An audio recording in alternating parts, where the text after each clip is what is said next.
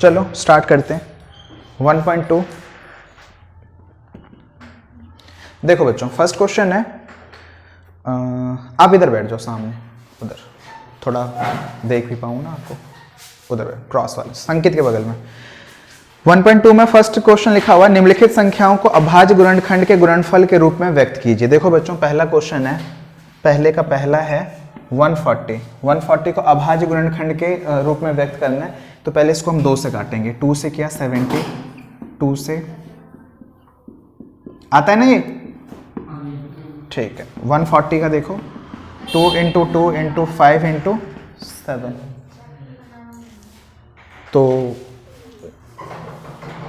ठीक है, ये इसके फैक्टर्स हो गए, ठीक है, ओके। दूसरा देखो 156, 2 7 जा 14, 2 से किया 39, 3 से किया, तो 156 के क्या क्या आ गए, 2 × 2 × 3 × 13, 2 × 2 × 3 × 13, ठीक है। चलो इसके बाद हम कर पावर के हिसाब से लिख सकते हैं, नहीं भी लिख सकते हैं। देखो अगर आप इसको ऐसे लिख रहे हो ना तो गलत नहीं है, क्योंकि 2 × 2 कैन बी रिटन 2⁻², है ना। लेकिन अगर आप ऐसे लिख रहे हो तो कोई दिक्कत नहीं है, समझ में आया ना, दोनों ही सही है ना। अभाज्य संख्या के को गुणनखंड के रूप में इसको व्यक्त किया जा सकता है। ये जो हमारा 156 है, 156 क्या है, एक हमारा भाज्य संख्या है, तो भाज्य संख्याओं को अभाज्य संख्या के गुणनखंड के रूप में व्यक्त किया जा सकता है। समझ में आया बच्चे, आओ। चलिए बच्चों देखो क्वेश्चन नंबर 3, 3825। देखो बच्चों, 2 से कटेगा ये, नहीं 2 से कट रहा है, नहीं। 3 से ट्राई करो, 5 2 7, 7 और 8 कितने होते हैं 15, 15 और 3 कितना होता है 18। मतलब इन सबको ऐड करके जो नंबर आ रहा है ना, वो अगर 3 से कट रहा है तो याद रखना ये पूरा 3 से कट जाएगा, तो इसको 3 से काटा। 3 1 जा 3, 3 2 जा 6, 3 7 जा 21, ठीक है। फिर 3 से काट लो, 3 4 जा 12, 3 2 जा 6, 7 3 5 जा, है ना। फिर 4 2 6, 6 5 कितने होते हैं 11। अब 3 से कटेगा नहीं, तो 5 से काट लो, है ना। 5 8 40, 2 इधर आ गया, 5 से काटा 17, है ना। तो ये हमारा क्या आ गया 3825। देखो अनुज, अब मैं पावर में लिख रहा हूँ, 3 की पावर 2 लिख सकते हैं, 5 की पावर 2 × 17, क्लियर, सही है, ठीक है। देखो इसके बाद फोर्थ क्वेश्चन, फोर्थ है 5005। चलो बताओ, 2 से कटेगा, नहीं। 3 से बताओ, संकेत बताओ, 2 से नहीं, बैठ के बताओ। 3 से काटने के लिए इनको ऐड करो, 5 और 5 10, तो 10 3 के टेबल में आता है, नहीं, तो 3 से नहीं कटेगा। 3 के बाद किससे चेक करेंगे, 2 के बाद 3, 3 के बाद 5, 5 के बाद 7। जितने भी अभाज्य संख्या उनसे ट्राई करना है, कभी भी भाज्य संख्याओं से हमें इसको नहीं काटना। चलो तो इसको 5 से काटते हैं, तो 5 से काटा तो 5 एकम 5, 0 0, 5 एकम 5, है ना। अब 1001 आया, अब ये 5 से तो कटेगा नहीं, तो 5 के बाद 7 से चेक करो इसे, 7 एकम 7, 3 इधर आया, 7 चौका 28, 2 इधर आया, 7 या 21, कट जाएगा। देखो 7 एकम 7, 10 है तो 3 इधर आया, 7 चौके 28, 29 30, 2 इधर आया, 7 या 21, है ना। एक बार 7 से ट्राई करो, नहीं कटेगा ये भी। 7 के बाद किससे, 11 से, 11 एकम 11, 3 इधर आया ना, तो 11 3 33। अब यहाँ पे क्या आ जाएगा 13। तो देखो बच्चों 5005 के जो हमारे गुणनखंड आ गए 5 × 7 × 13। क्लियर है, अच्छा क्वेश्चन है, समझ आ गया। अभी आपको ये सारे क्वेश्चन खुद करने हैं, ठीक है। चलो इसके बाद फिफ्थ देखो 7429। बच्चों मैं आपको डायरेक्ट नहीं बताऊंगा कि ये किससे कटेगा, मैं आपसे पूछूंगा कि आप मुझे ये बताइए कि ये 2 से कटेगा कि नहीं, हाँ या ना बताओ। अरे 2 से के लिए भाई मुहूर्त थोड़ी ना निकालना है, 2 से बस ये देखो कि जो यहाँ का इकाई का अंक है क्या होना चाहिए, 0 2 4 6 8, इसमें से कुछ है तो कटेगा, अदरवाइज नहीं कटेगा। 2 का समझ आ गया। 2 से कब कटेगा, जब इकाई का अंक क्या होना चाहिए, 0, यानी तो 2 4 6 8, क्लियर। 3 के लिए सबको जोड़ो, 7 4 11, 11 और 2 13, ठीक है, 13 और 9 22, 3 से कटता है 22 नहीं, तो 3 से ये नहीं कटेगा। 4 से काटना नहीं होता, ठीक है। 2 के बाद 3, 3 के बाद 5, 5 से कटेगा ये नहीं, 5 के बाद 7, 7 से ट्राई करो, 7 एकम 7 है ना जाने की 0, 7 छिंग 42, 9 नहीं कटेगा, तो 7 भी नहीं कटा। 7 के बाद 9 से ट्राई करेंगे, अरे नालायक को क्या, क्यों करेंगे, भाज्य संख्या है 9, अभाज्य संख्या। 7 के बाद 11, 11 के बाद 13, 13 के बाद 17, 17 के बाद 19, 19 के बाद 19 के बाद, अरे वाह वाह वाह क्या बात है, 21 भाज्य संख्या है यार, 3 के पहाड़े में 7 के पहाड़े में आता है, क्या कर रहे हो, 23, 24, आज तुम सब हलाल हो गए है ना। 23 के बाद बेटा यूट्यूब पे जाएगा ये। वाह वाह वाह वाह, 27, अबे 9 के पहाड़े में 3 के पहाड़े में भाज्य संख्या है, अरे नालायको अभाज्य संख्या देखो। 19 के बाद 23, 29, 31, 37, 41, 43, 47, ये सारे हमारे भाज्य संख्याएं हैं। अभाज्य संख्याएं ये क्या है, अभाज्य संख्याएं। हाँ जी प्राइम। चलिए, तो आपको पता नहीं तो उंगली क्यों कर रहे हो। करो अपना काम। देखो बच्चों, तो 2 से गया नहीं, कहां तक चेक कर लिया था, 7 तक। 11 चेक किया था, 11 चेक करो।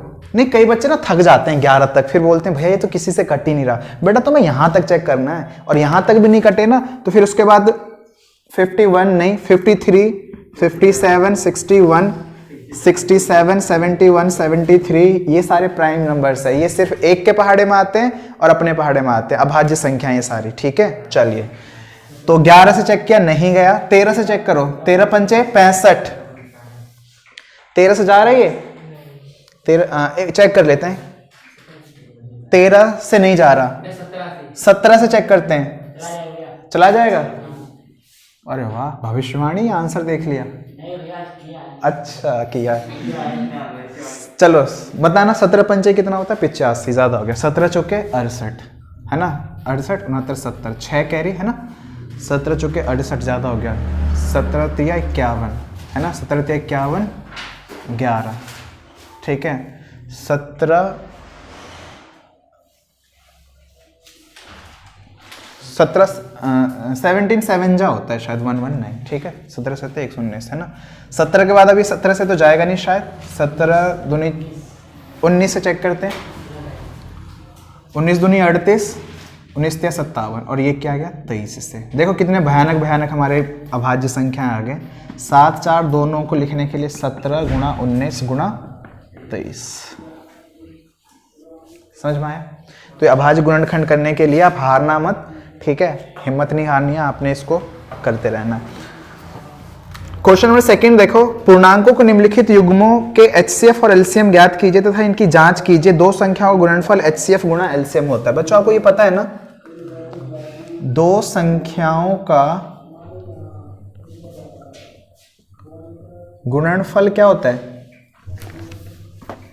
बोलो, HCF गुणा LCM होता है, हाँ है ना। आप लोग कुछ रिवाइज करो। पहला है 26 और 91 है ना। एलसीएम के 2 विधि होते हैं, या तो भाग विधि से कर लो या गुणनखंड विधि से कर लो, दोनों विधि सिखा रखा है। तो अगर मैं इसको भाग विधि गुणनखंड विधि से कर लेते हैं, क्योंकि उससे एलसीएम एचसीएफ दोनों एक साथ ही आ जाएगा। तो 26 का किया, 2 से कटेगा, यस 13, 13 कम 13। 91 का करो, 7 से किया 13, 13 से किया तो ठीक है। तो 26 का क्या हो गया, 2 गुणा 13, और 91 का क्या हो गया, 7 गुणा 13। बच्चों एलसीएम के लिए तो आपको पता ही है, जिसका जोड़ा लगा वो उसमें से 1, और ये 2 और ये 7, इन सबको गुणा करके बताओ कितना आ रहा है, 182, ठीक है। और इसमें जो कॉमन आया वो HCF आ गया, तो HCF आ गया और ये LCM आ गया, समझ में आया। अब हमारा फॉर्मूला क्या था, 2 संख्याओं गुणनफल क्या आना चाहिए, HCF गुणा LCM। ठीक है, तो देखो दो संख्याओं का गुणनफल, इसको गुणा चेक कर लें एक बार बाकी बच्चे, 182 आ रहा है कि नहीं। दो संख्याओं का गुणनफल, दो संख्या हमारे पास कौन कौन सी थी, 26 और 91, और HCF आया इसका 13, और LCM कितना आया था 182। समझ में आया बच्चों?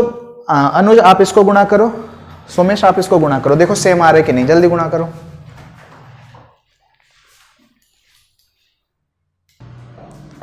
कितना आया 2366, 2366। तो इससे क्या पता चला कि जो दो नंबर्स है उनका LCM निकाले और HCF निकाले तो उनको जो मल्टीप्लाई करके वही नंबर्स आता है। समझ में आया? अच्छा, इसके बाद इसके दो पार्ट्स हैं वो आप खुद करेंगे, ठीक है। इसके बाद देखो थर्ड है ना, थर्ड में है अभाज्य गुणनखंड विधि द्वारा निम्नलिखित पूर्णांकों के HCF और LCM ज्ञात कीजिए। समझ में आया? तो 12, 15 और 21 है ना। तो 12 का फैक्टर किया, 2 6 12, 2 तिया 6, 3 एकम 3। 15 का किया, 3 पंचे 15, 5 एकम 5। 21 का किया, 3 7 21, 7 एकम 7। समझ में आया? तो देखो HCF के लिए तो बड़ा इजी है, इन सब में पहले तो लिख लो, पता क्या 12 का क्या होता है 2 गुणा 2 गुणा 3, 15 का बताओ 3 गुणा 5, 21 का बताओ 3 गुणा 7। समझ में आया? अभाज्य गुणनखंड जब भी करो तो यहाँ पे याद रखना अभाज्य संख्याएं होनी चाहिए। अभाज्य संख्या कौन कौन सी होती है, 2 3 5 7 11 13, ठीक है, 19 23, ये सारे 17 भी है ना, ये सारे नंबर्स। देखो HCF के लिए तो बड़ा इजी है, सब में जो कॉमन है वही, 2 इधर है इधर नहीं है, 3 इधर है इधर है इधर है, ओनली 3 कॉमन है यहाँ, तो HCF कितना आ गया 3। LCM के लिए क्या करो, 3 कॉमन है लिया, 3 तीनों में कॉमन इसलिए ले लिया। समझ में आया? और कुछ है कहीं पे कॉमन नहीं है, तो सब बाकी जो बच गया उससे मल्टीप्लाई कर दो, तो 2 इंटू 2, ठीक है, इंटू 5 इंटू 7, मल्टीप्लाई करके बताओ कितना आ रहा है, 7 पंचे 35, 70, 70 दूनी कितने हो गए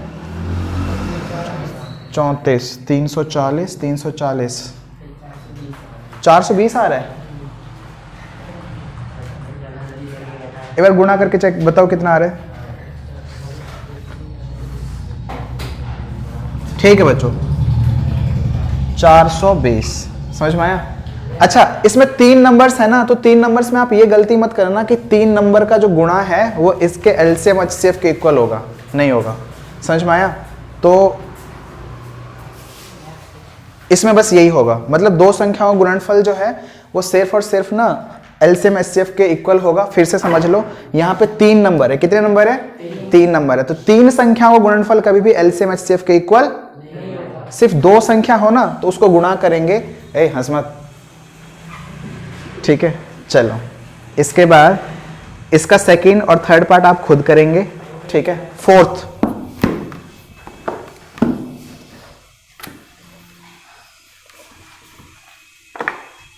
देखो बच्चों फोर्थ में लिखा हुआ है, बहुत अच्छा क्वेश्चन है, अच्छे से समझ लो।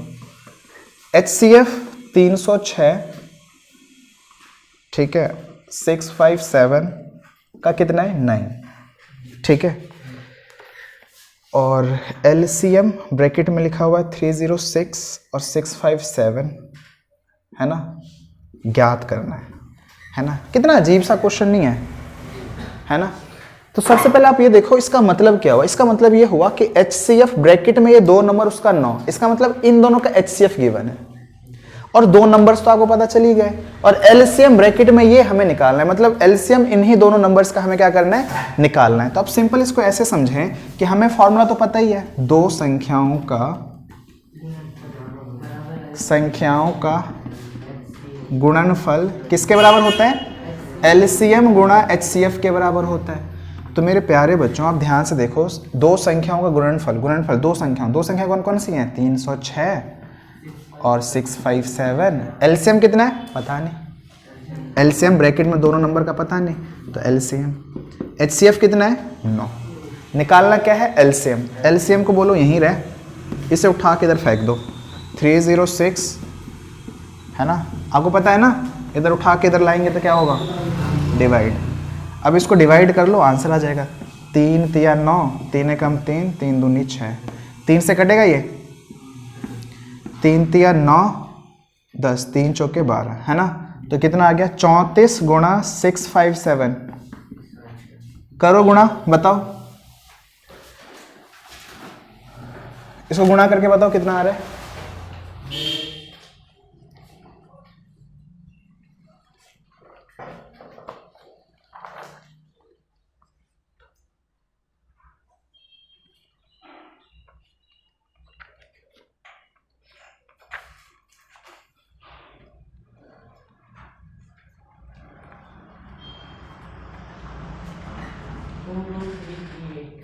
टू टू थ्री थ्री 8, 22338, पक्का, ठीक है।